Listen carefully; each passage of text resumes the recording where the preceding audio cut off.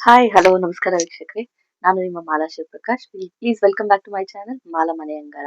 Actually ಇವತ್ತು ಈಗ ಏನಂದ್ರೆ ಚಳಿಗಾಲ ನಡೀತಾ ಇದೆ, ಎಲ್ಲರಿಗೂ ಗೊತ್ತಿರೋ ಹಾಗೆ.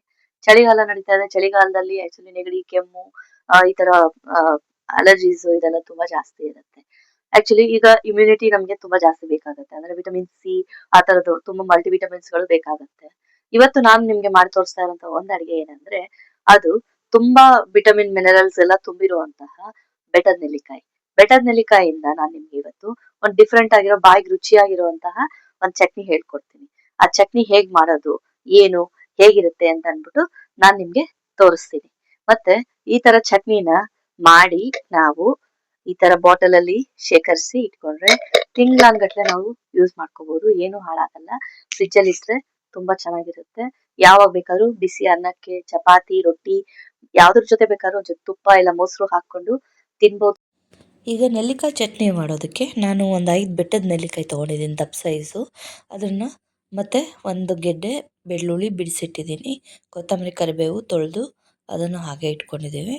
ಸಾಸಿವೆ, ಜೀರಿಗೆ, ಸ್ವಲ್ಪ ಮೆಂತ್ಯ ಮತ್ತು ಉಪ್ಪು, ಬೆಲ್ಲ, ಹಿಂಗು ಮತ್ತು ಬ್ಯಾಡಗಿ ಮೆಣಸಿನ್ಕಾಯಿ ಮತ್ತು ಗುಂಟೂರು 2 ತೊಗೊಂಡಿದ್ದೀನಿ, ಖಾರ ಮತ್ತು ಬಣ್ಣ 2 ಬರಲಿ ಅಂತ, ಮತ್ತು ಎಣ್ಣೆ ರುಚಿ ಒಗ್ಗರಣೆಗೆ ಎಣ್ಣೆ ತೊಗೊಂಡಿದ್ದೀನಿ.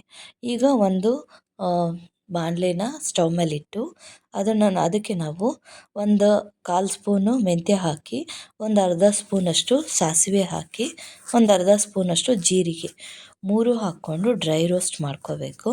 ಡ್ರೈ ರೋಸ್ಟ್ ಆದಮೇಲೆ ಅದನ್ನು ಒಂದು ರೌಂಡು ಸ್ವಲ್ಪ ತರಿ ತರಿಯಾಗಿ ಪೌಡರ್ ಮಾಡಿ ಇಟ್ಕೋಬೇಕು. ಆದ ನಂತರ ನಾವು ಅದೇ ಮಿಕ್ಸಿ ಜಾರಿಗೆ ಈಗ ನೆನೆಸಿರೋಂಥ ಮೆಣಸಿನ್ಕಾಯಿ ಮತ್ತು ಅದರಲ್ಲಿ ಬೆಳ್ಳುಳ್ಳಿ ಸಿಪ್ಪೆ ಬಿಡಿಸಿಟ್ಟಿರುವಂಥ ಬೆಳ್ಳುಳ್ಳಿ, ಹಾಗೆ ಉಪ್ಪು, ಬೆಲ್ಲ ಮತ್ತು ಕೊತ್ತಂಬರಿ, ಕರಿಬೇವು ಎಲ್ಲನೂ ಹಾಕ್ಕೊಂಡು ಒಂದು ರೌಂಡು ಗ್ರೈಂಡ್ ಮಾಡಬೇಕಾಗತ್ತೆ. ಗ್ರೈಂಡ್ ಮಾಡಿದ್ರೆ ಅದು ಸ್ವಲ್ಪ ಚಟ್ನಿ ಥರ ಆಗುತ್ತೆ. ಆಮೇಲೆ ಈ ಮೆಣಸಿನ್ಕಾಯಿ ಸ್ವಲ್ಪ ರುಬ್ಬಿದೆ ಅಂತ ಆದಮೇಲೆ ಆಮೇಲೆ ಅದಕ್ಕೆ ನಾವು ನೆಲ್ಲಿಕಾಯಿನ ಸೇರಿಸ್ಕೋಬೇಕಾಗತ್ತೆ. ಫಸ್ಟೇ ಹಾಕ್ಕೊಂಬಿಟ್ರೆ ಸರಿಯಾಗಿ ಹೊಂದ್ಕೊಳ್ಳೋದಿಲ್ಲ. ಸೊ ಹಾಗಾಗಿ ಈ ಥರ ಸ್ಟೆಪ್ ಬೈ ಸ್ಟೆಪ್ ಹಾಕ್ಕೊತೀವಿ. ಆ ಥರ ಮಾಡಿಕೊಂಡು ನೆಲ್ಲಿಕಾಯಿನೂ ಹಾಕ್ಕೊಂಡು ತರಿಯಾಗಿ ರುಬ್ಬೋದ್ರಿಂದ ಚಟ್ನಿ ತುಂಬ ಚೆನ್ನಾಗಿರುತ್ತೆ, ಟೇಸ್ಟಾಗಿರುತ್ತೆ. ಆ ನೆಲ್ಲಿಕಾಯಿ ತರಿ ಬಾಯಿಗೆ ಸಿಗುತ್ತೆ. ಇದು ಆ್ಯಕ್ಚುಲಿ ಬೆಟ್ಟದ ನೆಲ್ಲಿಕಾಯಿ ತುಂಬಾ ಹೆಲ್ದಿ. ಇದು ಬಾಯಿಗೆ ರುಚಿಯಾಗಿರುವಂತಹ ಒಂದು ಒಳ್ಳೆಯ ಚಟ್ನಿ ಆಗುತ್ತೆ. ನನಗಂತೂ ತುಂಬಾ ಇಷ್ಟ ಆಯಿತು ಇದ್ರ ಟೇಸ್ಟು.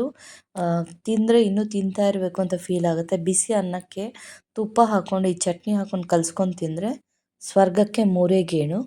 ಈಗ ನಾವು ಅದಕ್ಕೆ ಫೈನಲಿ ಒಂದು ಬಾಣಲೆ ಇಟ್ಟು ಅದಕ್ಕೆ ಎಣ್ಣೆ ಹಾಕಿ, ಎಣ್ಣೆ ಸ್ವಲ್ಪ ಜಾಸ್ತಿಯೇ ಇರಬೇಕು, ಯಾಕಂದರೆ ಅದು ನಮಗೆ ಪ್ರಿಸರ್ವೇಟಿವ್ಸ್ ಥರ ಕೆಲಸ ಮಾಡುತ್ತೆ. ಎಣ್ಣೆ ಹಾಕಿ ಅದರ ನಂತರ ಒಂದು ಸ್ವಲ್ಪ ಸಾಸಿವೆ, ಸ್ವಲ್ಪ ಇಂಗು ಹಾಕಿ, ಕೊನೆಗೆ ಈ ರುಬ್ಬಿರೋ ಚಟ್ನಿನ ಹಾಕಿ ಒಂದು 5 ನಿಮಿಷ ಬಾಡಿಸ್ಬೇಕಾಗತ್ತೆ. ಬಾಡಿಸಿದ್ರೆ ಒಂದು ಸ್ವಲ್ಪ ಎಣ್ಣೆ ಸೈಡ್ಗೆ ಬಿಟ್ಕೊಳ್ಳುತ್ತೆ ಮತ್ತು ಹಸಿ ವಾಸನೆ ಎಲ್ಲನೂ ಹೋಗುತ್ತೆ. ಹಾಗಾಗಿ ತುಂಬ ಚೆನ್ನಾಗಿರುತ್ತೆ. ಇದು ಮುಗಿದ ಮೇಲೆ ಇದಕ್ಕೆ ನಾವು ಈಗ ನಿಮ್ಗೆ ತೋರಿಸ್ತಾ ಇದ್ದೀನಿ, ಬಿಸಿ ಅನ್ನಕ್ಕೆ ತುಪ್ಪ ಮತ್ತು ಚಟ್ನಿ ಹಾಕ್ಕೊಂಡು ಕಲ್ಸ್ಕೊಂಡು ತಿಂದರೆ ಅಲ್ಟಿಮೇಟ್ ಆಗಿರುತ್ತೆ.